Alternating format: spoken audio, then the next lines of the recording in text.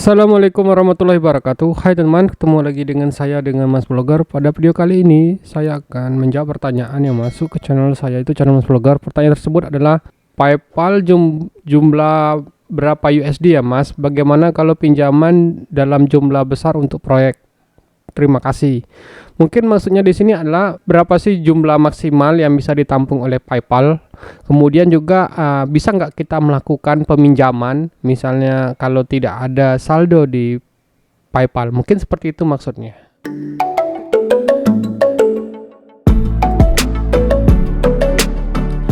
Jadi teman-teman bisa mulai praktek menggunakan PayPal itu.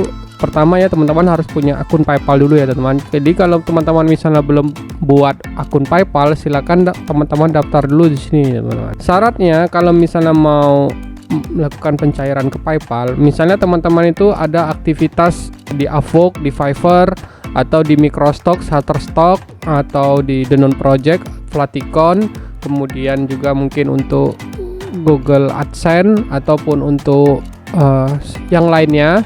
Kegiatan yang lainnya kan ada banyak tuh kan situs-situs yang menerima pembayaran payment. Nah itu silakan hubung ke PayPalnya teman-teman. Jadi nanti kalau misalnya sudah batas ambangnya misalnya di situs PayPal, jadi kalau teman-teman masih bingung seputar PayPal, ini sudah saya kumpulkan dalam satu playlist yang berjudul PayPal. Jadi semua video yang berhubungan seputar PayPal ya teman-teman. Flaticon.com itu minimal $100, atau di Shutterstock.com itu untuk Microstock itu minimal kalau sudah disetting $30, otomatis uangnya tersebut akan masuk ke PayPal secara otomatis nih teman-teman. Nah pertanyaannya balik lagi ke sini. Jadi saya coba cari, sebenarnya ini sudah saya jawab. Jadi PayPal itu tidak ada batasan dan bisa simpan dalam jumlah berapapun teman-teman. Tapi untuk lebih memperkuatnya, saya juga perlihatkan beberapa screenshot yang saya dapatkan dari Quora maupun dari Google. Jadi dari Quora ini dikatakan berapa banyak saldo PayPal yang kamu miliki saat ini, dari mana kamu mendapatkannya. Jadi ada banyak ya teman. Jadi kita bisa mendapatkan saldo PayPal itu pertama dari misalnya teman-teman itu bergerak di bidang kripto. Ini trading kripto. Ini bisa menggunakan PayPal. Nanti pembayarannya ditransfer ke PayPal. Nah, ini bisa dicek di sini ada seorang user anonim, dia sudah mendapatkan penghasilannya dari $1.000 dari yang masuk ke PayPal dia. Dia bilang pertama dari perusahaan periklanan, advertisement, dan kedua adalah Quora kayak gitu teman. Kemudian ada juga yang bahkan cuma 0,10, kemudian ada cuma $7. Kemudian yang tadi saya ini yang cukup fantastis, saya lihat nilainya yang ada di Quora itu sampai 8.500. Lumayan gede ini teman. Jadi dia pernah mencairkan sebesar ini teman-teman, $2.000, jadi hampir 31 juta. Nah, di sini menunjukkan kalau misalnya PayPal itu menerima pembayarannya itu tanpa ada batas teman-teman. Misalnya kalau teman-teman mendapatkan penghasilan dari online, misalnya dari Shutterstock itu sebesar $10.000, maka $10.000 itu juga yang akan ditransfer ke PayPal teman. Kemudian lanjut ke pertanyaan kedua tadi.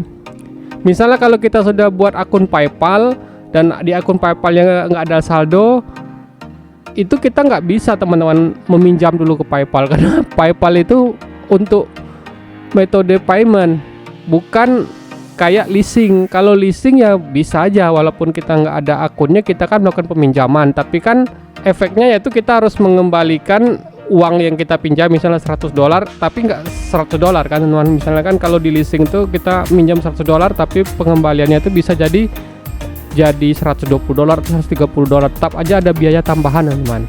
Nah kalau di PayPal nggak bisa teman-teman. Misalnya teman-teman pengen menggunakan PayPal untuk pembayaran misalnya website atau hosting, misalnya karena membeli hostingan itu yang di luar teman-teman. Misalnya anggap aja websitenya itu namanya situs.com, hosting dan domainnya.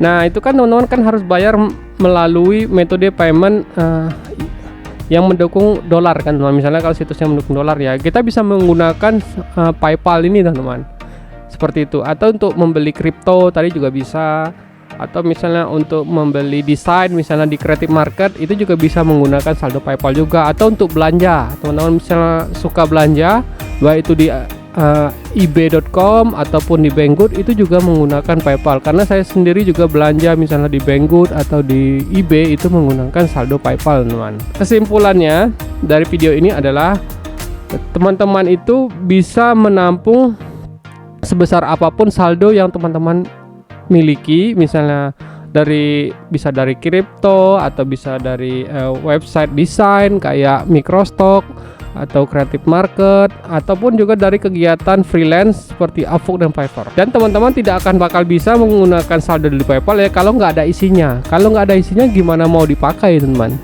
Iya kan? Oke, kalau gitu itu saja jawaban yang bisa saya berikan. Semoga jawaban ini bisa memuaskan teman-teman.